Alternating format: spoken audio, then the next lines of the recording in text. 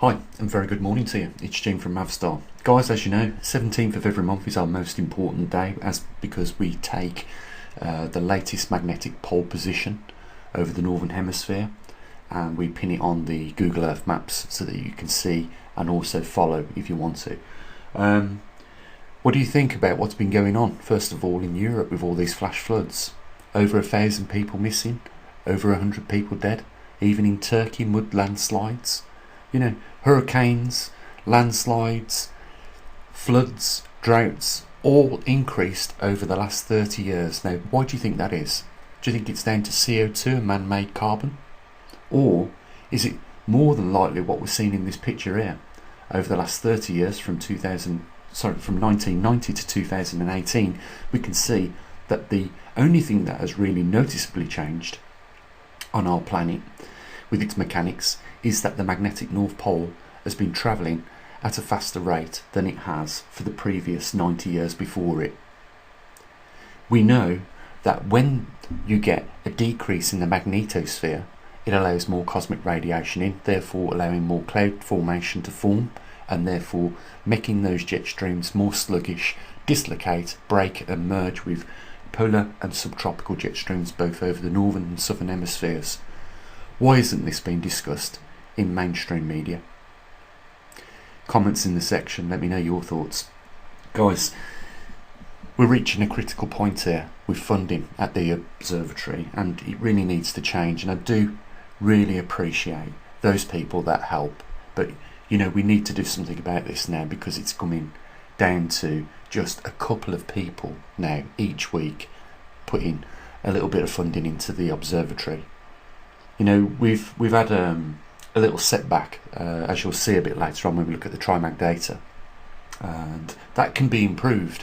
But you know, really what we need is more funding, because when we've got more funding, we can build more magnetometers, we can get more muon detectors out in the field, and we can collect more data. And it's only on the amounts of data that we collect that we will find out answers quicker. And time, as you guys know, is running out.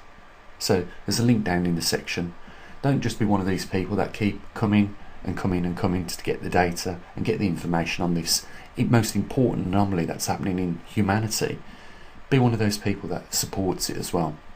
Okay, so we're going to look at the TriMag data, and the reason why we've got a limited amount of input this month is because we've had a power cut. And really what I should have done on the TriMag is just put something on there, or put in the program, that if there is a power cut, it brings up a light, and then I can easily, as I pass it, see that it's been we've had a power cut in the area, and I can reset it. But if it's not reset, then it doesn't store any more data onto the SD card. But nevertheless, we've got 20,000 entries or more, and that is enough to gauge the speed at which the magnetic North Pole is migrating and its position, and we will do that a bit later on. Something else of importance I wanted to show you guys on the magnetosphere data, something really interesting, and this is why we archive this, is because we can find out whether this was the same case 12 months ago. Now, as you can see, it's gone up to 200 microteslas on the left hand column, and if we go back to 2020 on the 7th of the month,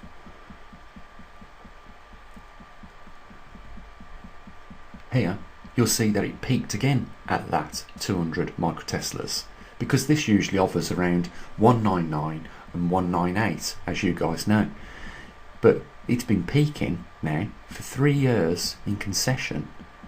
On the 7th of each month, we get a peak where it goes up to 200. Now that can only be that our Earth is aligning with something at this point in time of the year. Now, the Northern Hemisphere, which is where the UK is, as you guys know, is at this time of the year closely angled to the sun. That's what puts us in the summer. So I'm just wondering if the sun, whether we're moving closer to the sun or further away from the sun, are on our trajectory around the sun, or our orbit around the sun at this point of the year. And that is why the magnetosphere readings go up at this point in time. But if you have a look on the archives yourselves, you'll see that it's only around the 7th of each month, around the 17th, around the 7th month of the year, that this occurs. and all other times it drops below it, look, and then comes back up around the 7th, around July each year. So 2020, looking for the 7th, here it is. You can see there's a little peak here where it went up, and then again, you know, this month's readings, it's up over the 200 again. So all I can say is it must have something to do with our orbit as we're travelling around the sun, because it keeps every year at this time of the year, it goes up to 200 microteslas for some reason. So I'm sure you're eagerly awaiting where we've gone in the last month or thereabouts. Well, as you can see, we've done 4.8 miles, which is just a little bit of a fraction less than last month, which is still more over the last 3 months than what it has done in speed over the last 2 years that we've been following it. And there's your longitude and latitude headings. So 83 degrees by 1 hour 45 minutes 34 seconds north, and 121 degrees 43 hours 26 minutes 31 seconds east. And that will give you your opportunity, if you're following it on your own Google Maps, to put the pin in. So we've done, like I say, 4.8 miles. So it's still around about 18% more faster than what it was 3 months ago. So it's keeping its trend. It looks like, you know, this new speed is a small shift in its pace. You know, we are still covering more distance than we have done previous to the last 3 months. So the magnetic North Pole is still moving. I'll just zoom out so you can see its path.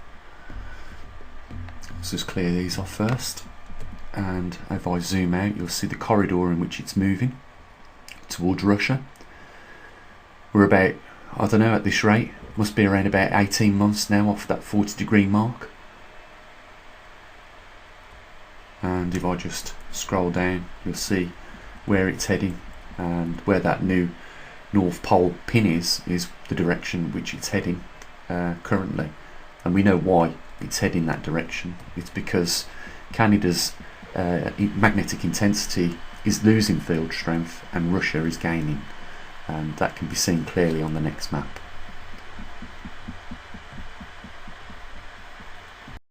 So what you can see in the top left hand disc is the magnetic North Pole tracking across the northern hemisphere over time.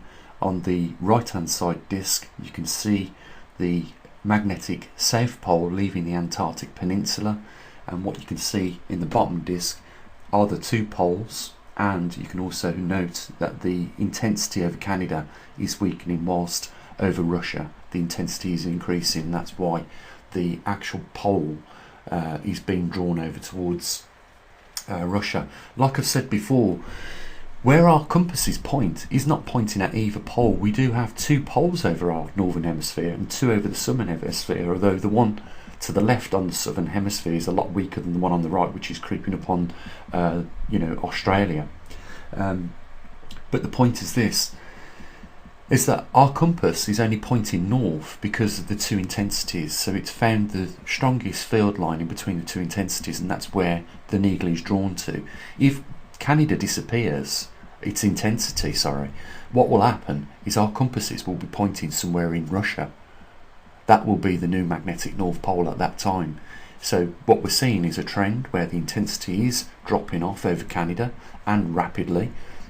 What we're seeing over Russia is the intensity increasing, and as a result we witness the magnetic North Pole moving towards Russia. Guys, that's it for the 17th of this month. There's a link down there.